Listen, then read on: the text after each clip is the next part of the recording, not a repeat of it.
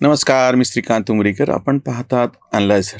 Like करा, share करा, subscribe करा. अॅनलायझरचं ॲप डाउनलोड करा.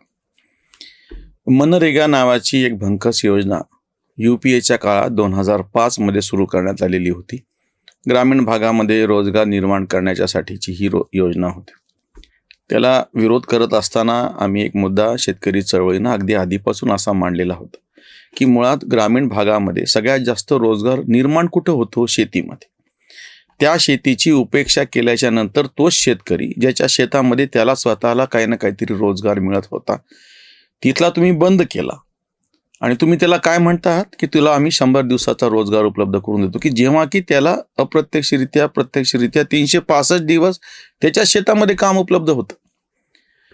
म्हणजे असलेलं विटवायचं, नसलेलं भेटवायचं, अशी एक आपल्या ग्रामीण भागात म्हण आहे. त्याच्यामुळे ही जी मनरेगाची भंकस स्कीम होती ती मुळातच ज्या शेतीचं तुम्ही पूर्णपणे याचा गळा घोटला, म्हणजे त्या शेतकऱ्याचा 1 लाख रुपयानं खिसा कापायचा आणि 5,000 रुपये त्याला मनरेगाच्या रूपानं त्या ग्रामीण भागाच्या हातात ठेवून म्हणायचं की बघा आम्ही तुमचं भलं करतो.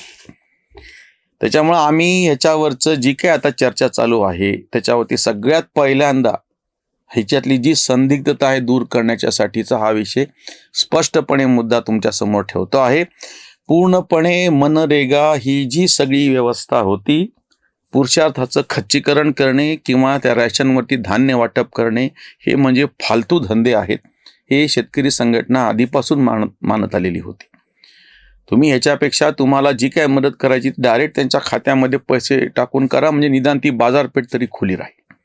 मनरेगामध्ये जे काही पैसे तुम्ही तेव्हा देत होता रोजगारांना, त्याच्यापेक्षा जास्त पर डे रोजगार बाहेर उपलब्ध आहे. अगदी आता ज्या मी महाराष्ट्रापुरतं घेतो, 286 नगरपालिकांच्या निवडणुका झालेल्या आहेत. या सगळ्या नगरपालिकांच्या गावांमध्ये किंवा छोटी जी शहरं आहेत त्या सगळ्या शहरांमध्ये आजूबाजूच्या ठिकाणाहून मोठ्या प्रमाणामध्ये लेबर येऊन उभं राहत होतं. तुम्ही कुठेही जाऊन पहा, मी तुम्हाला चॅलेंज देतो, आव्हान देतो मी तुम्हाला की तुम्ही कुठेही तुमचं जिथं कुठं गाव आहे, जिथं किमान नगरपालिका आहे, म्हणजे थोडे रोजगाराच्या संधी जास्त आहेत, त्या ठिकाणी तुम्हाला आजूबाजूनं आलेले मजूर सकाळी सकाळी तिथल्या एखाद्या चौकात, बऱ्याच त्याला कामगार चौक असं म्हणायचीच पद्धत आहे, आमच्या छत्रपती संभाजीनगरला आहे, परभणीला माझ्याकडे शनिवार बाजारात माझ्या घराच्या जवळ अशी सकाळी सकाळी माणसं जमतात. ही जी मजुरांची बाजारपेठ होती, या बाजारपेठेमध्ये आजही मिळणारा जो पर डे रोजगार आहे, प्रतिदिन रोजगार आहे, तो तुमच्या दिलेल्या, तुम्ही घोषित केलेल्या या भंकस मनरेगा तेव्हाची, आता त्याच्यामध्ये जी असं त्याला त्यांनी म्हणलेलं आहे, रोजगार अँड आजीवक, RAM म्हणून राम म्हणलेलं आहे. त्याच्यातही काही राम नाही, ती गोष्ट वेगळी. आजही खुल्यामध्ये जो रोजगार उपलब्ध आहे तो तुम्ही दिलेल्या पैशापेक्षा 121 रुपये काहीतरी तेव्हाचा भाव होता, आणि बाजारामध्ये त्याही वेळची गोष्ट आहे 250च्या खाली मजूर मिळायला तयार नव्हतं. आत्ताही माझी खात्री आहे, तुम्ही जर समजा मजुराची इतकी वाईट अवस्था असली असती तर तुम्हाला त्या बाजारामध्ये, त्या मजुरांच्या बाजारपेठेमध्ये घेऊन जा साहेब मला काही, किंवा मला 2 वेळचं खायला द्या मला, किंवा कपडे द्या, असे लाचारीत उभी असलेली माणसं दिसली असती. साधी टेस्ट आहे. तुम्ही कोणीही जा, तुमचे कुठलंही काम असो, घरातलं काम आहे, छोटं मोठं काम आहे, तुमच्या ह्याच्यावरचं कुठलं एखादं काम आहे, फॅक्टरीवरती जाऊन काम करायचं आहे, कार्यालयात, कुठल्याही गोष्टीसाठी तुम्हाला मजूर पाहिजे. तुम्ही तुमच्या जवळपासची, तुमच्या गावातली जी मजुराची बाजारपेठ आहे तिथं जाऊन तुम्ही टेस्ट करा, पर डे किती रुपयाला मजूर मिळत होते. आणि हे भंकसपणा असं सांगत होते तेव्हा की मजुरांची 100 दिवसाचा रोजगार. अरे ते 365च्या 365 दिवस तिथं आले त्या बाजारपेठेमध्ये, तरी त्यांच्यासाठी जो रोजगार आहे, जो त्यांना पैसा तिथं मिळतो आहे, तो तुमच्या कुठल्याही स्कीमपेक्षा जास्त आहे. माझं आव्हान आहे, तुम्ही तपासून पहा. आता नवीन जे आलेलं आहे की पुन्हा तेच काय म्हणता येईल त्याला, की जुनीच दारू, नव्या बाटलीत जुनीच दारू. यांनी काय केलंय त्याच्यामध्ये की त्याची जी एकूण त्याचे जे एक्सपेंडिचर त्याच्यावरती होते 1,51,000 कोटी रुपयाचं.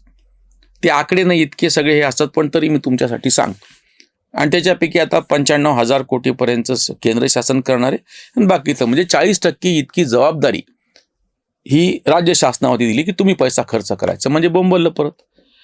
राज्य शासनाला आहे त्यांच्या सगळ्या ज्या काही वेगवेगळ्या योजना त्यासाठी पैसे पुरत नाही. तुम्ही जर अजून एक त्याच्यावर 40%चं बर्डन टाकलं तर ते निभवणार कसं? ज्या राज्यांचे गणित बऱ्यापैकी आहेत.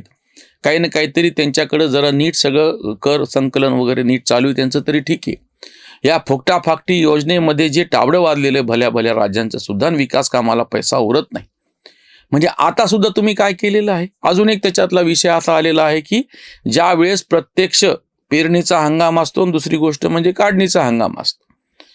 जून महिन्यामध्ये किंवा खरीपाचे जेव्हा पीक हातामध्ये येतं तेव्हा खळं करायचे तेव्हाची गोष्ट आहे. सगळ्यात जास्त प्रमाणामध्ये तेव्हा रोजगार लागतो, मजूर लागतात आणि जे उपलब्धच नसतात. कसे पुरवणार तुम्ही त्यांना? कारण की तुमच्याकडचा रोजगार दुसरीकडे निघून गेलेला आहे.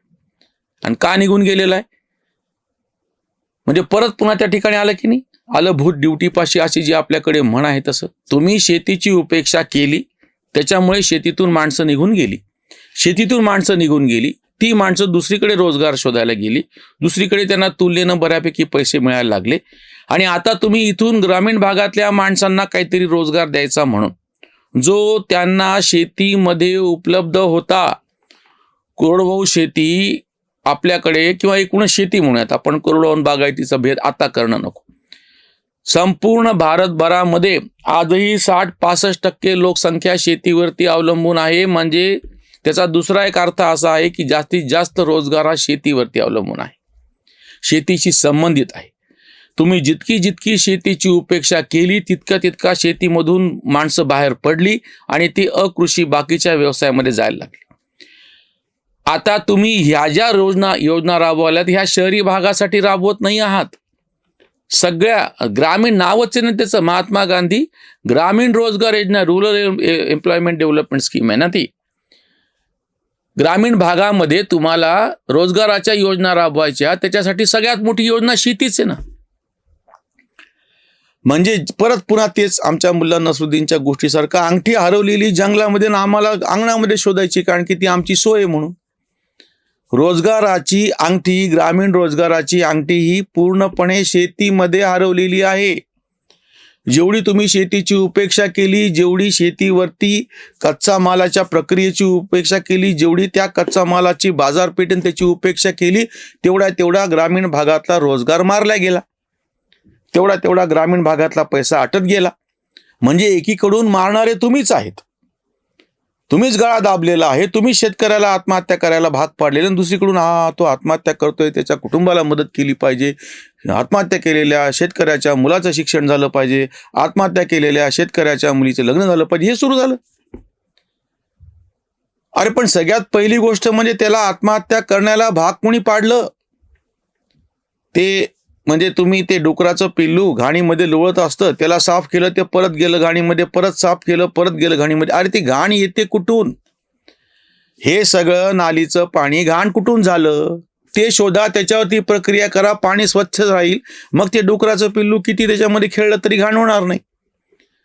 सगळ्या भारतभरच्या रोजगाराची जी गंगोत्री आहे ती घाण कुठे झाली? तिच्यामध्ये बेंदाड कुठून साठलं? ते पाणी साठून त्याच्यामध्ये घाण कुठे सुरू झाली? जेव्हा शेतीची उपेक्षा झाली तेव्हा. आत्ता 3 कृषी कायदे शरद जोशींची पुण्यतिथी 12 डिसेंबरला होती. त्या निमित्तानं शेतकरी संघटनेच्या काही कार्यकर्त्यांनी अशी मागणी केलेली मोदींना की ते 3 कृषी कायदे परत लागू करा. त्याच्यावरती काही गव्हर्नमेंटने विचार केलेला नाहीये. आणि बिल कुठला आणलेला आहे तर ती जी काय आधीची योजना होती, ती जी जुनी दारू होती ती नव्या बाटलीमध्ये. जर तुम्हाला ग्रामीण भागातल्या रोजगाराचा विचार करायचा असेल तर हे जे 3 कृषी कायदे होते, ज्याच्यामध्ये कृषी उत्पन्न बाजार समितीची मोनोपॉली उठून टाकलेली होती, त्याच्यानंतर आवश्यक वस्तू कायदा इसेन्शियल कमोडिटी ॲक्टमधून शेतमाल बाजूला ठेवलेला होता, आणि तिसरी महत्त्वाची गोष्ट म्हणजे कॉन्ट्रॅक्ट फार्मिंग आणि बाकीची करार शेतीला उत्तेजन दिलं गेलेलं होतं, किंवा फॉर्च्यून मार्केटिंग, सगळं फ्युचर ट्रेडिंग. ह्या सगळ्या गोष्टीचा जो फायदा बाकीच्या क्षेत्राला होतो तो तसाला तसा शेतीला व्हावा म्हणून 3 कृषी कायदे आणलेले होते. या 3 कृषी कायद्याला ह्या सगळ्या बदमाशांनी मिळून विरोध केला. सरकारने पण स्वतःचा, तेव्हाच्या सत्ताधाऱ्यांनी स्वतःच्या राजकीय स्वार्थासाठी ते मान्य केलं आणि कृषी कायदे वापस घेतले, शेपूट घातले. आणि आता ह्या जुन्या सरकारची जी भंकस योजना होती तीच घासून पुसून लख्ख करून पुन्हा नव्या बाटलीमध्ये जुनी दारू आणून ठेवली जात आहे.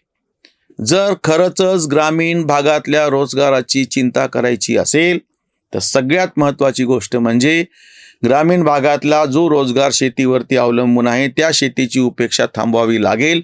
त्याशिवाय ग्रामीण भागातल्या रोजगारीचा प्रश्न सुटू शकत नाही. इथेच थांबूयात. धन्यवाद. स्वधर्म जागृतीचा विधायक बुरुज